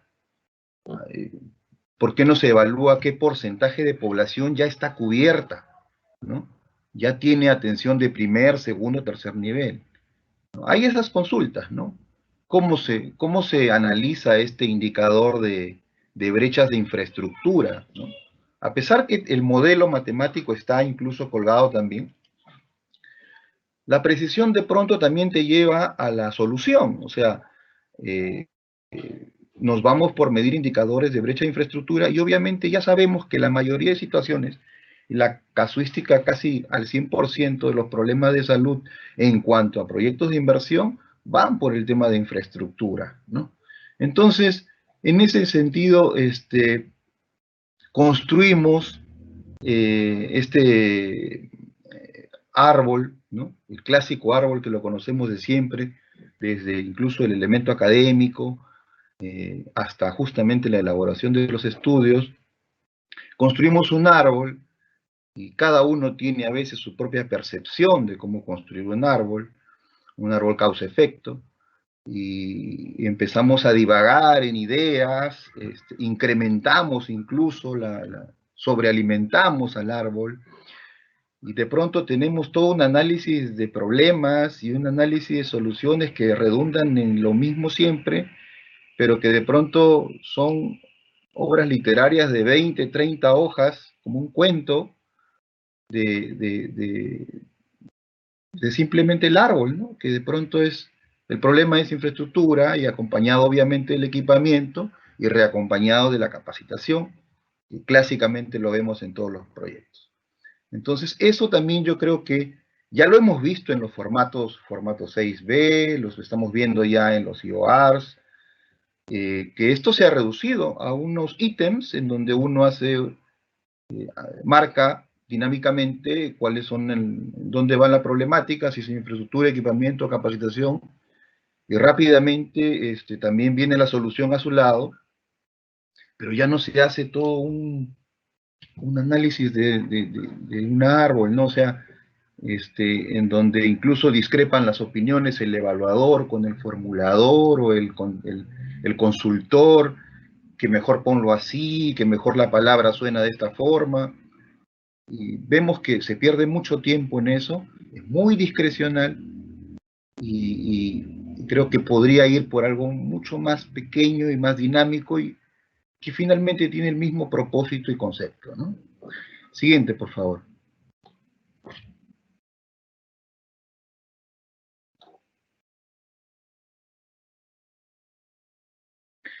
Ok, esto también lo hemos venido ya reconociendo y con más fuerza el año pasado, durante todo este proceso de pandemia que PRONIF pues igual no deja de formular y hacer proyectos, hacer estudios, y las consultas siempre venían de esta forma, ¿no? O sea, nosotros tenemos, el Ministerio de Salud emite unas directivas correspondientes a los valores de producción de cada ambiente, digamos, ¿no? O de cada uno de los elementos de su cartera de servicios, ¿no? Me refiero a cuánto, por ejemplo, puede rendir la producción de un consultorio de medicina, ¿no? Cuánto puede rendir la producción de una cama UCI, ¿no? Cuánto rinde la producción de un tópico de emergencia adultos, emergencia niños, un tópico de ginecología. Todo eso, toda esa bibliografía se tiene. Cuando no se tiene, se hacen las consultas a los especialistas. Incluso, a pesar que se tiene, los especialistas discrepan, me refiero a la parte médica, de su hospital o del establecimiento que está siendo intervenido, o que está siendo evaluado. De pronto evaluamos la producción y vemos pues que realmente vamos por un top muy alto, ¿no? O sea, de acuerdo a estos indicadores que emite MINSA, e incluso que los podemos incluso rápidamente y prácticamente medir por cantidad de atenciones por hora, y estas horas obviamente en turnos, y estos turnos en días, y esto durante todo el año, y rápidamente podemos reconocer la producción de un ambiente, ¿no? Pero ese ambiente necesita también un intervalo de limpieza, un intervalo de repente de algún tipo de trabajo de mantenimiento, ¿no? Y que esto de repente no lo tenemos condicionado o no tenemos ese porcentaje que nos puede brindar de repente este margen, y cuando terminamos nuestra cartera de servicios, de pronto la cantidad de ambientes que arroja es mínima, muy pequeña, porque pareciese que un solo ambiente resuelve muchos problemas, ¿no? Incluso hasta las recomendaciones van por el hecho de fusionar, porque de pronto ese ambiente puede seguir, ese único ambiente puede seguir produciendo atenciones de otra cartera de servicios, ¿no? Y vemos pues que definitivamente en comparación a la situación actual, que es el caso de hospitales emblemáticos, ¿no? Como es el Hospital 2 de Mayo, Loaiza, Cayetano, María Auxiliadora, estos hospitales grandes, de pronto en consulta externa de medicina tienen cerca de 10 consultorios, 12 consultorios, trabajan los 2 turnos, pero a nosotros, en nuestros cálculos, usando los indicadores, nos arroja pues 2 consultorios, 3 consultorios, y obviamente pues ellos presienten que no hay una coherencia en función a lo que hoy día perciben, a pesar que se les explica pues que la cartera correspondiente al nivel de complejidad al que no justamente es la prioridad de este establecimiento, no debería llegar, pero aún así hay ciertas discrepancias, ¿no? Creemos que estos indicadores o estos valores de producción deberían considerar intervalos y algunos márgenes que le permitan también al establecimiento ser un poco más robusto o al menos recuperar la capacidad de producción actual que tiene, ¿no? Siguiente, por favor.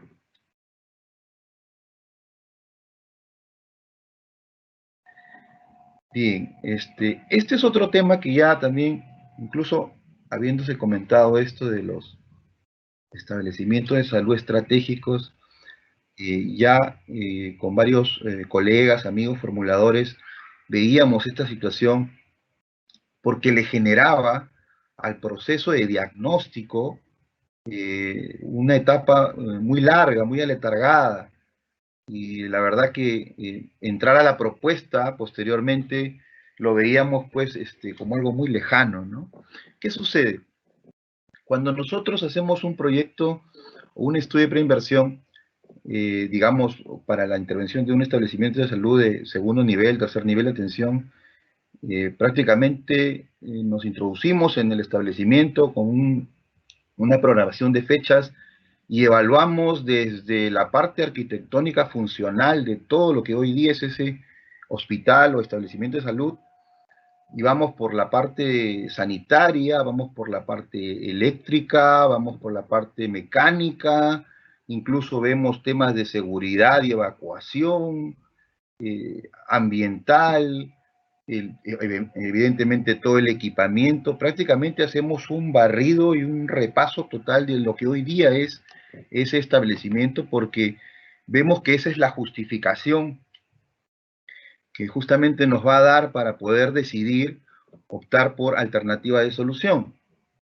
Pero suele suceder de que solamente, si nosotros hiciéramos solamente el diagnóstico de la parte estructural, y si esa estructura definitivamente ya no funciona o tiene estos problemas de vulnerabilidad, y más aún, no cumple con el criterio de aislamiento sísmico, obviamente, pues esta infraestructura no es la más adecuada para continuar siendo un establecimiento de salud.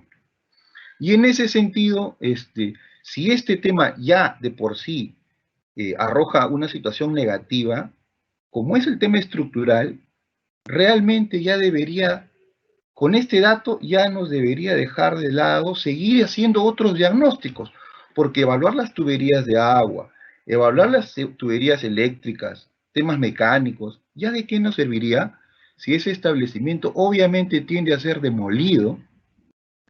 Porque sus estructuras ya no funcionarían, no habría remedio de atenderlo, ¿no? Incluso hasta reforzarlo estructuralmente es más costoso porque hay que emplear más diseño y más análisis en lo que vas a reforzar en comparación a rehacer nuevamente la estructura. Y a la hora de demoler una estructura, obviamente, por más que la parte sanitaria en alguna zona esté buena, obviamente igual la vas a demoler, o sea, se va con todo esa demolición, ¿no? Entonces, en ese sentido, también creemos importante, porque es muy costoso hacer diagnósticos de todas esas especialidades, de que el diagnóstico de una infraestructura de esa envergadura debería iniciar con el diagnóstico estructural, y si este de por sí ya es negativo, obviar el resto de los diagnósticos y continuar, obviamente, con el proceso de formulación, ¿no? Y desde ahí ya parte una gran solución o una idea de alternativa.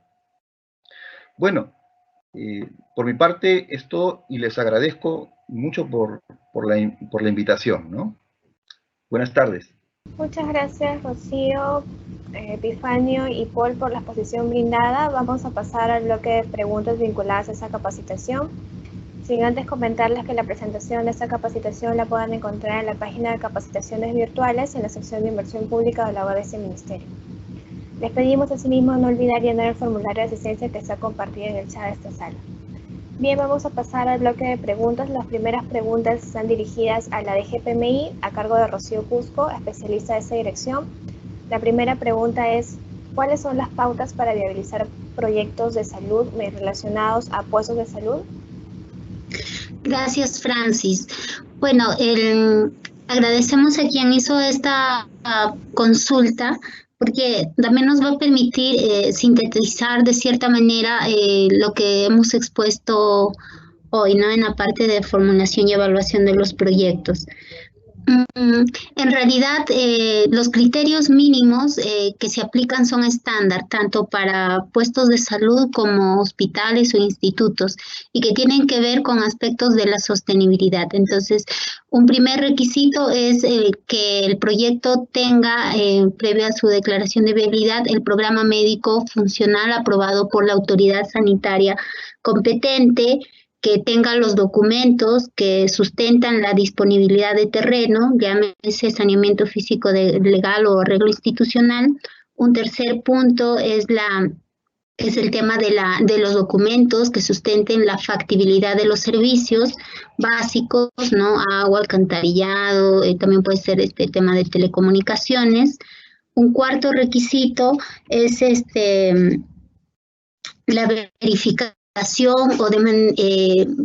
o el contenido de la información que demuestre que se cumple con los criterios de selección de terreno que establece la norma técnica de salud y que hoy día hemos expuesto, referidos a distancias mínimas para evitar los riesgos que podrían presentarse, y en caso de que, como exponía Epifanio, de que no se pueda tener otra localización, también en el perfil se debe consignar la información para mitigar esos riesgos claro, esos peligros o riesgos que hemos advertido y que de repente nos van a permitir, aún en el caso de que no se cumpla algún criterio de selección, que nos permita decir de qué manera se está mitigando. Esa información es la mínima que debe contener un estudio o los requisitos mínimos para la declaración de viabilidad de los proyectos. Aparte de ello, ¿qué más se debe adjuntar, ¿no? Como parte de la información? También debemos tener el programa arquitectónico, así como también el equipamiento, ¿no? Y la estimación de brecha de recursos humanos. Gracias, Francis. Muchas gracias, Rocío. La siguiente pregunta es necesario presentar la aprobación del programa arquitectónico y relación de equipamiento por ambientes del programa arquitectónico para declarar viable un proyecto de intervención en un puesto de salud, o es posible adjuntar en la etapa del expediente técnico? Bien, respecto a ello, dado que ya se tiene la norma técnica de salud donde te establece qué ambientes y qué equipamiento le corresponde a cada uno, sí se debería tener ya para el nivel de perfil esos datos, esa información de decir cuántos ambientes, la dimensión aproximada obviamente de los ambientes, porque eso de ahí viene el costeo, ¿no? El presupuesto, y también qué equipos se van a instalar en los ambientes. Sí, es una información necesaria para la declaración de viabilidad. Ya en el expediente técnico lo que se va a hacer es afinar esos datos y revalidar en todo caso lo que se propuso en el perfil. Muchas gracias, Rocío. La siguiente pregunta es, ¿la brecha de oferta y demanda coincide con la brecha de servicios del indicador del PMI?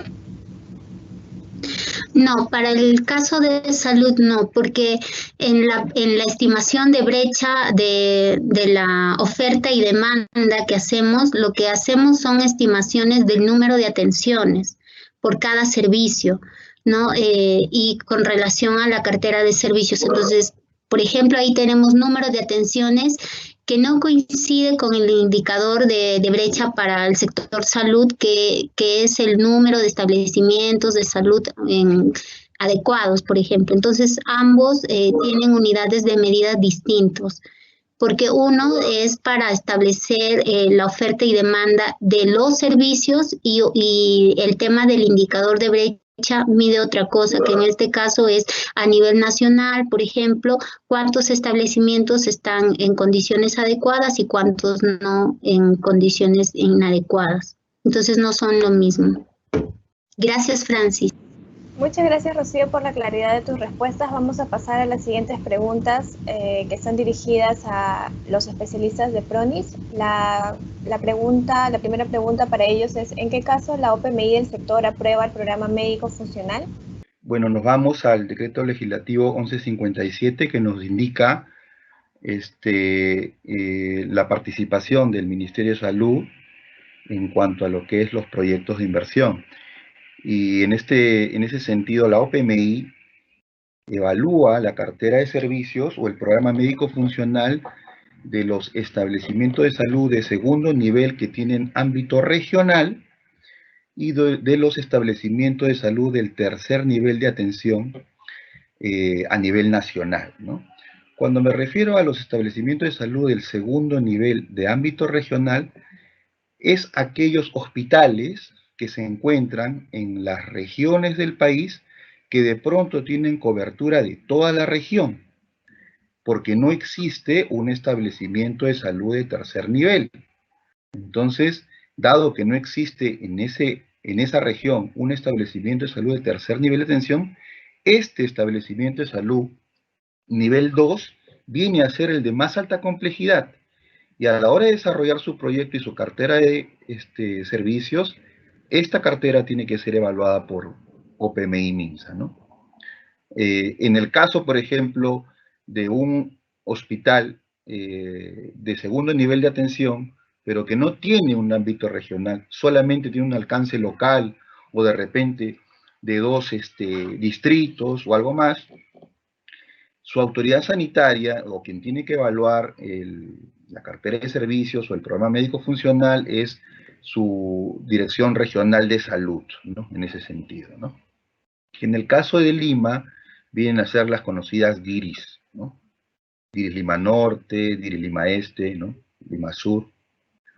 En el caso, por ejemplo, de un hospital de la policía, un hospital militar, el hospital de la FAB, de la Marina, esos hospitales que no son parte del sector, incluso los hospitales de salud, también, ¿no? Los hospitales del tercer nivel deberían pasar por una evaluación por OPMI Minsa, pero la respuesta o el resultado no es una aprobación, sino es una opinión de consistencia sobre este programa médico funcional. La aprobación ya la hace su propia unidad formuladora, pero Minsa da una opinión de consistencia.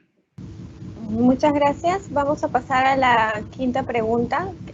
¿Los proyectos de inversión en salud regulan la categorización de establecimientos de salud? Documentos, oficios de parte de los gobiernos regionales, locales, sobre la aprobación de la categorización de los establecimientos de salud. Bueno, es buena la ocasión para precisar, ¿no? Que lo que se hace con los proyectos de inversión es, digamos, trabajar funciona la data estadística, una estimación de demanda, un plan de producción y un programa médico funcional que lo que sintetiza es una cartera de servicios que va a contener un establecimiento de salud.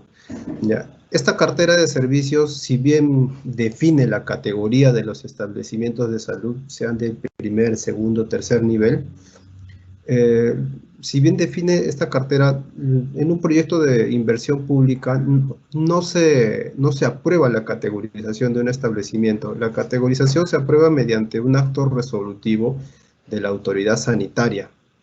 Es la Dirección Regional de Salud, la Gerencia Regional de Salud, la que mediante una resolución y mediante una evaluación que hace su salud, aprueba una categorización del establecimiento. Eso depende mucho también del planeamiento que hacen en una etapa, digamos que es muy anterior a la formulación de los estudios, ¿no? Donde la autoridad del ámbito define cuáles son, digamos, cuál es la distribución, cuáles son las redes y la categorización que van a tener dichos establecimientos. Un proyecto de inversión solo ve cartera de servicios, no categorización. Gracias. Muchas gracias a nuestros expositores y el público asistente. Asimismo, indicarles que en la subsección de capacitaciones virtuales de la sección de inversión pública de la web de ese ministerio podrán acceder a la programación de capacitaciones, donde podrán encontrar el calendario de las capacitaciones programadas con los enlaces para acceder a ellas y para que puedan realizar sus preguntas. Las capacitaciones realizadas, donde podrán encontrar la presentación y videos de las capacitaciones impartidas por la DGPMI, y recursos de aprendizaje, donde podrán encontrar infografías, videos tutoriales, videos educativos, guías y entre otros sobre temas relacionados con el INVIERTE-P y la gestión de la inversión pública.